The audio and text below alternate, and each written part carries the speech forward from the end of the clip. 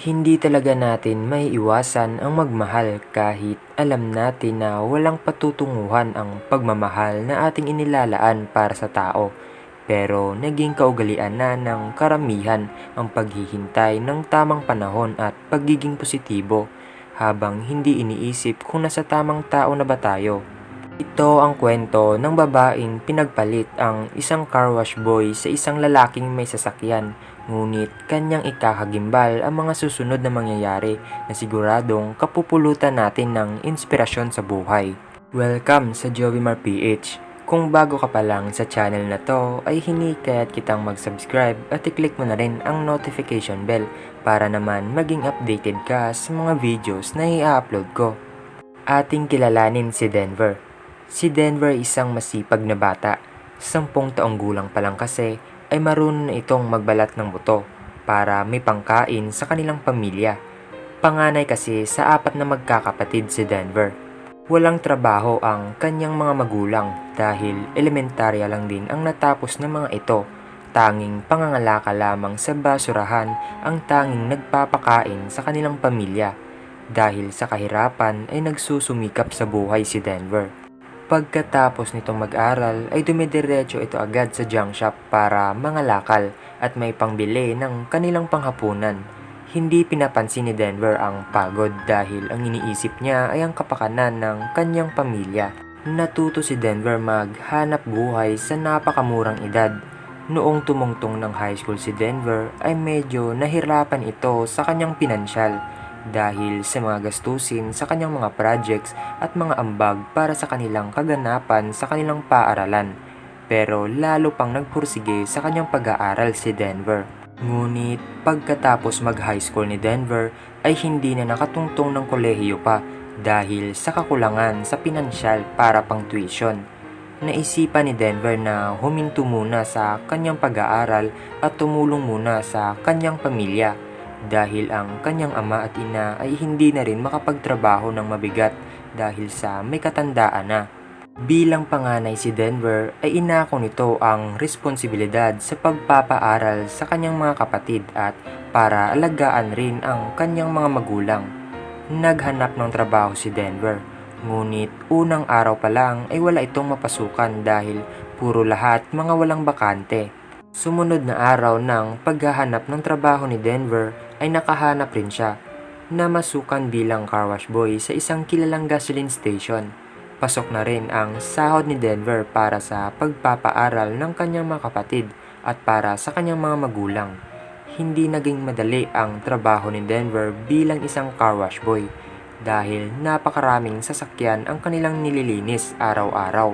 Isang araw ay merong nakilala si Denver sa kanyang pinapasukang trabaho. Iyon ay si Cassandra. Pansamantalang pumalit ito sa kanilang kahera dahil nagbakasyon ito. Unang araw pa lamang ni Cassandra bilang isang kahera ay hindi maiwasan palagi ni Denver na mahumaling sa kagandahan ni Cassandra. Kinaumagahan sa pagpasok ni Denver sa kanyang trabaho ay naabutan niya na si Cassandra pa lamang ang unang nakarating. Dito na naglakas ng loob si Denver para lumapit kay Cassandra. Agad naman na nagpakilala si Denver. Hi Cassandra, ako nga pala si Denver, yung car wash boy dito. Kamusta naman ang iyong unang araw kahapon? Tanong ni Denver kay Cassandra.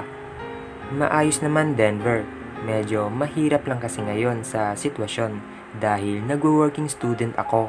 Sagot ni Cassandra kay Denver. Saan ka ba nakatira at bakit ka nagtatrabaho dito? Tanong ulit ito ni Denver kay Cassandra. Ako lang kasi ang nagpapaaral ngayon sa sarili ko dahil nasa probinsya pa ang tatay ko at wala pa siyang trabaho. Saka wala na rin kasi akong nanay dahil iniwan niya kami noong lumabas siya ng ibang bansa.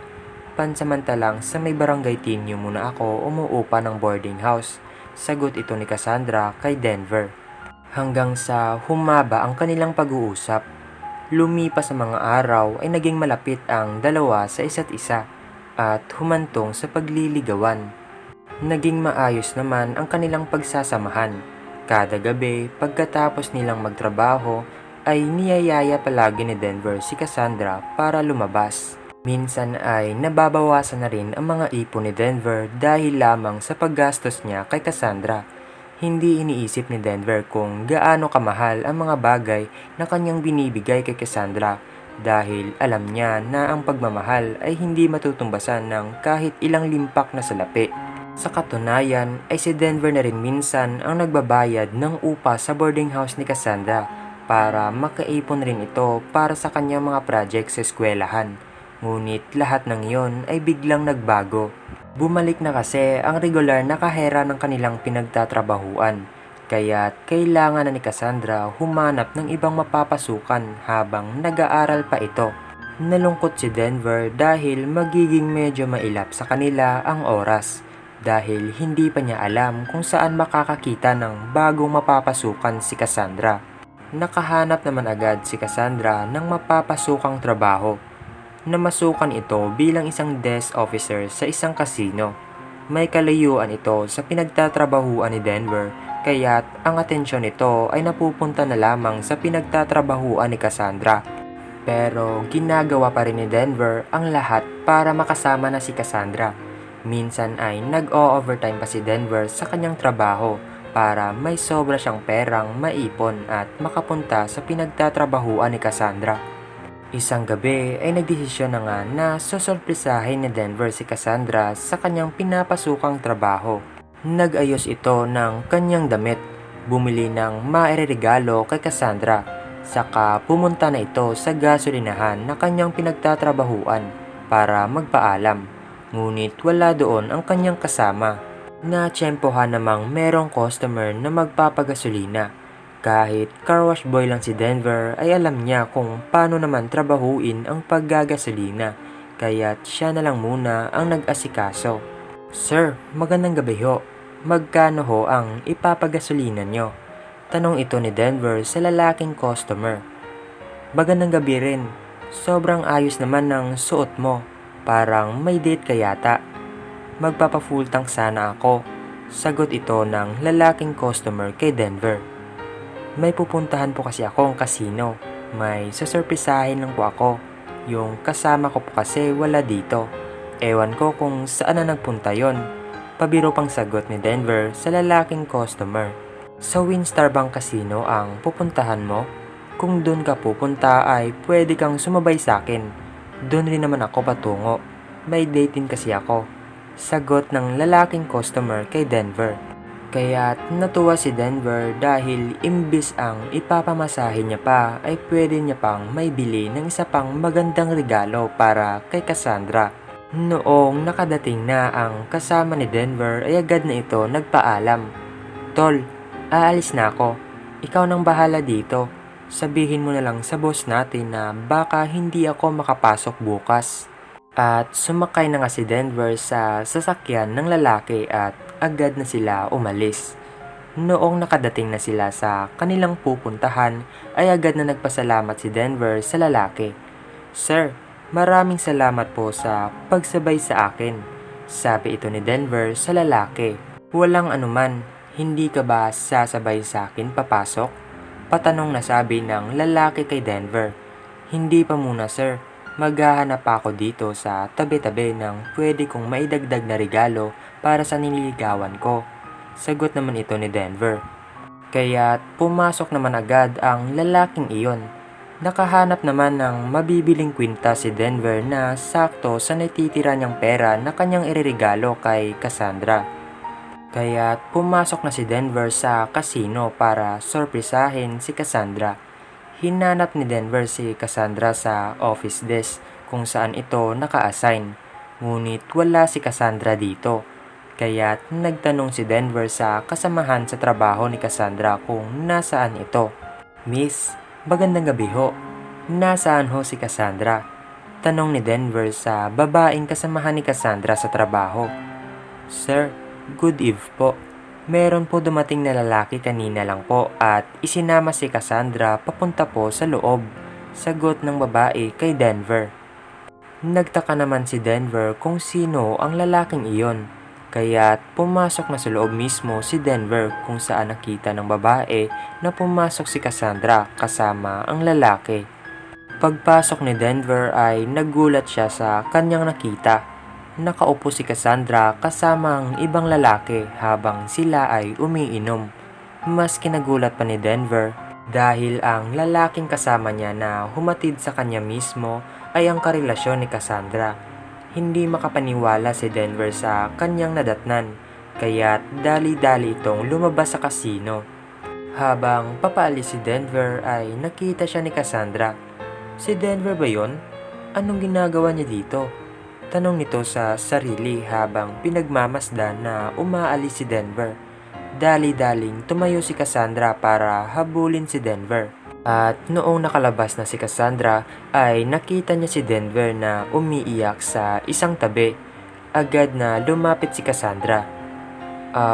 Hindi ko sinasadyang saktan ang damdamin mo, Denver. Pero matagal ko na sana gustong sabihin na hindi talaga ako yung babaeng para sa'yo. Hindi mo ako mabubuhay sa pagiging car wash boy mo. Sabi ito ni Cassandra kay Denver. Hindi na nakapagsalita pa si Denver dahil sa sobrang sakit na sinabi sa kanya ni Cassandra. Agad na lang na umalis si Denver sa kanyang kinauupuan. Labis kasi na sakit ang idinulot ni Cassandra sa kanya. Tumagal ang mga panahon na hindi na muling nakita ni Cassandra si Denver sa pinagtatrabahuan nito. Makalipas ang ilang taon ay nakagraduate na si Cassandra. Agad naman na pinakasalan si Cassandra ng lalaking kanyang nakilala. Ang trabaho ng lalaking pinakasalan ni Cassandra ay isa lamang ordinaryong empleyado sa kasino. Tama lang din ang kinikita nito. Ang sasakyan din na ginagamit niya ay binigay lang din ng kanyang ama noong pumanaw. Hindi naman naging madali ang pagsasamahan ni Cassandra at kanyang kinakasama dahil minsan ay kinakapos rin sila sa pinansyal. Dumagdag pa na nagkaanak si Cassandra. Dito na naisipan ni Cassandra na kailangan na rin maghanap ng bagong mapapasukan na trabaho dahil hindi na rin nagkakasya ang kanilang sweldo sa mga gastusin sa kanilang bahay. Namasukan si Cassandra bilang accountant sa isang bangko.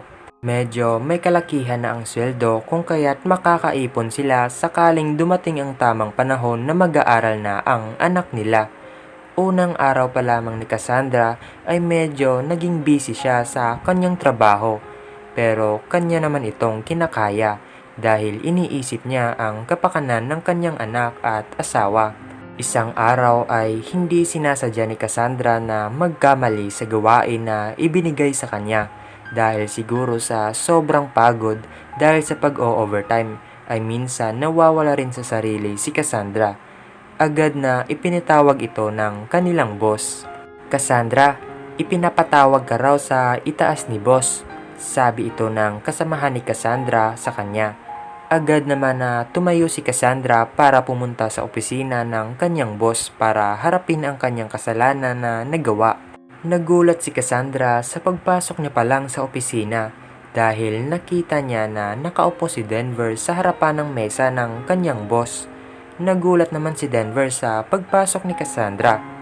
Nagtaka ang kanyang boss bakit napatulala ang dalawa sa isa't isa.